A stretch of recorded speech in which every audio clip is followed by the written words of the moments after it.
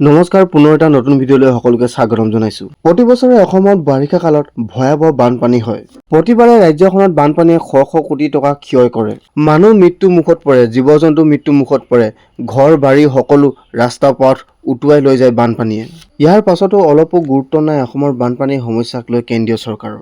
দেশৰ প্ৰধানমন্ত্ৰী নৰেন্দ্ৰ মোদী ডাঙৰীয়াই অসমক তথা উত্তৰ পূৰ্বাঞ্চলক অষ্টলক্ষ্মী বুলি ক'লেও অসমৰ বান আৰু খহনীয়া সমস্যাৰ সমাধানক লৈ কোনো ধৰণৰ মন্তব্য নিদিয়ে নৰেন্দ্ৰ মোদীয়ে।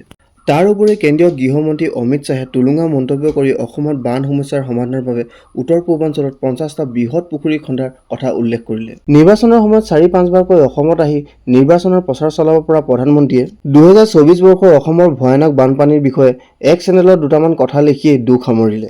ইয়াৰ পৰা এটাই কথাই প্ৰমাণ কৰে যে অসমৰ বান সমস্যাক লৈ কেন্দ্ৰীয় চৰকাৰৰ অলপো গুৰুত্ব নাই।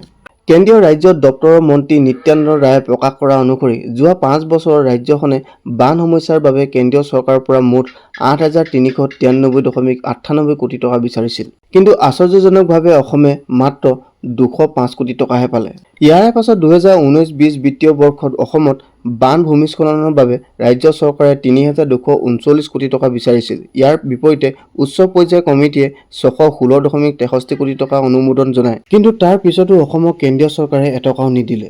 2020-21 বিত্তীয় বৰ্ষত ৰাজ্যখনে বানৰ বাবে কেন্দ্ৰৰ পৰা বিচাৰিছিল 2,680 কোটি টকা, কিন্তু কেন্দ্ৰই মাত্ৰ 44 কোটি টকাহে মোকলাই দিয়ে। 2021-22 বিত্তীয় বৰ্ষত অসমে বানৰ সমস্যাৰ বাবে কেন্দ্ৰৰ পৰা 1,088 কোটি টকা বিচাৰিছিল, কিন্তু উক্ত বৰ্ষত কেন্দ্ৰই অসমক বান সাহায্যৰ নামত এটকাও নিদিলে। 2022-23 বিত্তীয় বৰ্ষত অসমৰ প্ৰলয়ংকাৰী বানৰ বাবে অসমে কেন্দ্ৰৰ পৰা 1,309 কোটি টকা বিচাৰিছিল।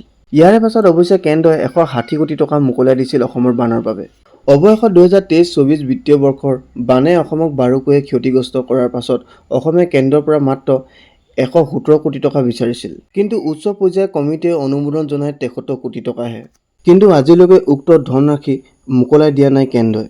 এটা কথা সত্য যে অসমৰ মুখ্যমন্ত্ৰীয়ে নৰেন্দ্ৰ মোদীৰ অমিত শ্বাহৰ যিমানেই জয়গান নাগাওক কিয়, অসমৰ জনসাধাৰণে যিমানেই বিজেপি দলক শাসনলৈ নানক কিয়, অসমৰ ওপৰত সদায় মাহীৰ দৃষ্টি পৰি থাকিব কেন্দ্ৰীয় চৰকাৰৰ।